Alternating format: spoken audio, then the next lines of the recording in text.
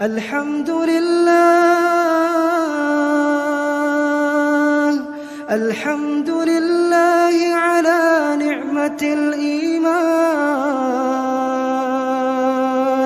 الحمد صلوا عليه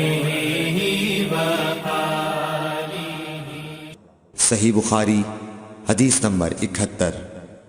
رسول اللہ صلی اللہ علیہ وسلم نے فرمایا، جس شخص کے ساتھ اللہ تعالی بھلائی کا ارادہ کرے اسے دین کی سمجھ عنایت فرما دیتا ہے، اور میں تو محض تقسیم کرنے والا ہوں، دینے والا تو اللہ ہی ہے، اور یہ امت ہمیشہ اللہ کے حکم پر قائم رہے گی، اور جو شخص ان کی مخالفت کرے گا انہیں نقصان نہیں پہنچا سکے گا یہاں تک کہ اللہ کا حکم قیامت آ جائے اور یہ عالم فنا ہو جائے۔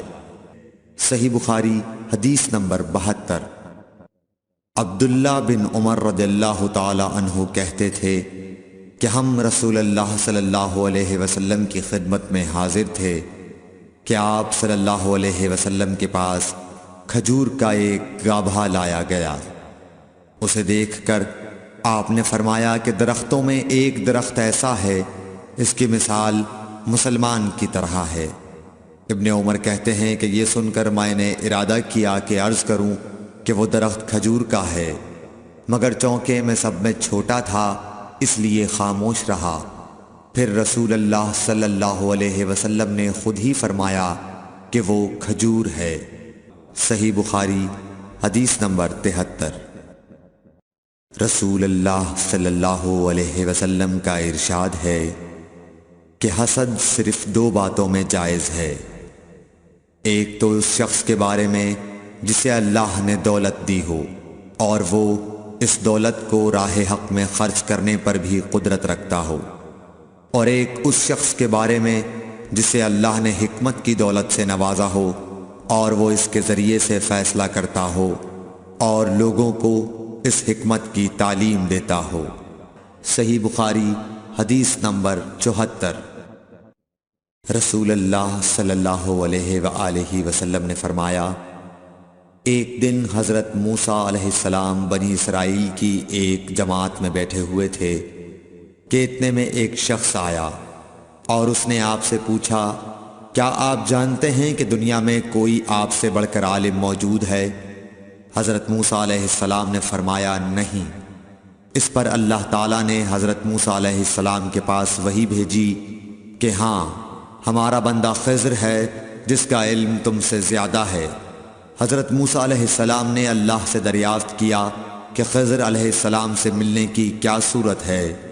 اللہ تعالیٰ نے ایک مچھلی کو ان سے ملاقات کی علامت قرار دیا اور ان سے کہہ دیا کہ جب تم اس مچھلی کو گم کر دو تو واپس لوٹ جاؤ، تب خضر سے تمہاری ملاقات ہوگی۔ تب موسیٰ علیہ السلام چلے اور دریا میں مچھلی کی علامت تلاش کرتے رہے۔ اس وقت ان کے ساتھی نے کہا، جب ہم پتھر کے پاس تھے کیا آپ نے دیکھا تھا؟ میں اس وقت مچھلی کا کہنا بھول گیا اور شیطان ہی نے مجھے اس کا ذکر بھلا دیا۔ موسیٰ علیہ السلام نے کہا، اسی مقام کی ہمیں تلاش تھی۔ تب وہ اپنے نشانات قدم پر پچھلے پاؤں باتیں کرتے ہوئے لوٹے، وہاں انہوں نے خضر علیہ السلام کو پایا۔ پھر ان کا وہی قصہ ہے جو اللہ نے اپنی کتاب قرآن میں بیان کیا ہے۔ صحیح بخاری حدیث نمبر 75۔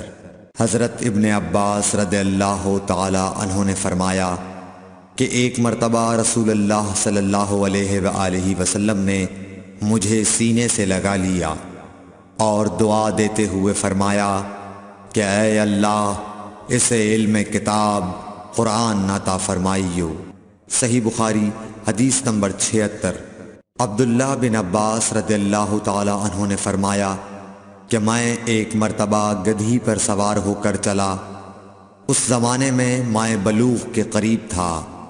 رسول اللہ صلی اللہ علیہ وسلم منا میں نماز پڑھ رہے تھے اور آپ کے سامنے دیوار کی آڑ نہ تھی، تو میں بعض صفوں کے سامنے سے گزرا اور گدھی کو چھوڑ دیا، وہ چرنے لگی۔ جبکہ میں صف میں شامل ہو گیا، مگر کسی نے مجھے اس بات پر ٹوکا نہیں۔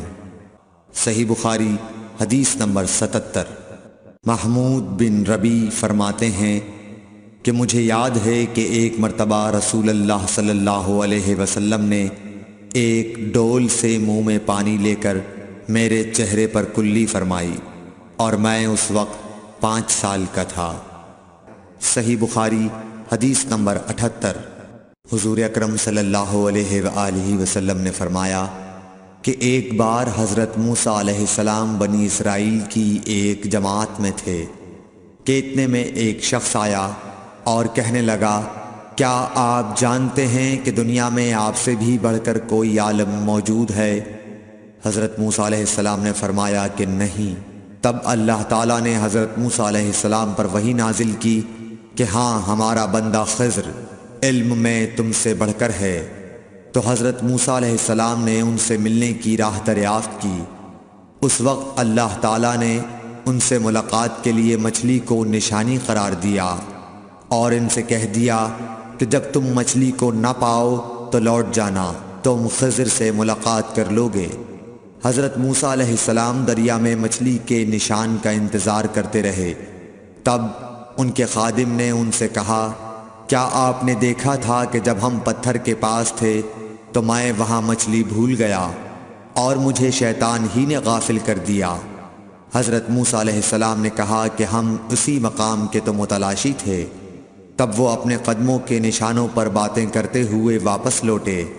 وہاں خضر علیہ السلام کو انہوں نے پایا۔ پھر ان کا قصہ وہی ہے جو اللہ تعالیٰ نے اپنی کتاب میں بیان فرمایا ہے۔ صحیح بخاری حدیث نمبر 79۔ آپ صلی اللہ علیہ وآلہ وسلم نے فرمایا کہ اللہ تعالیٰ نے مجھے جس علم و ہدایت کے ساتھ بھیجا ہے اس کی مثال زبردست بارش کی سی ہے جو زمین پر خوب برسے۔ بعض زمین جو صاف ہوتی ہے وہ پانی کو پی لیتی ہے اور بہت بہت سبزہ اور گھاس اگاتی ہے، اور بعض زمین جو سخت ہوتی ہے وہ پانی کو روک لیتی ہے۔ اس سے اللہ تعالیٰ لوگوں کو فائدہ پہنچاتا ہے، وہ اس سے سیراب ہوتے ہیں اور سیراب کرتے ہیں۔ اور کچھ اور زمین کے بعض خطوں پر پانی پڑتا ہے جو بالکل چٹیل میدان ہوتے ہیں، نہ پانی روکتے ہیں اور نہ ہی سبزہ اگاتے ہیں۔ تو یہ اس شخص کی مثال ہے جو دین میں سمجھ پیدا کرے اور نفع دے، اس کو وہ چیز جس کے ساتھ میں مبعوث کیا گیا ہوں اس نے علم دین سیکھا اور سکھایا۔ اور اس شخص کی مثال جس نے سر نہیں اٹھایا یعنی توجہ نہیں کی اور جو ہدایت دے کر میں بھیجا گیا ہوں اسے قبول نہیں کیا۔ صحیح بخاری حدیث نمبر 80۔ رسول اللہ صلی اللہ علیہ وسلم نے فرمایا، علامت قیامت میں سے یہ ہے کہ دینی علم اٹھ جائے گا اور جہل ہی جہل ظاہر ہو جائے گا، اور اعلانیہ شراب پی جائے گی اور زنا پھیل جائے گا۔ Thanks for watching.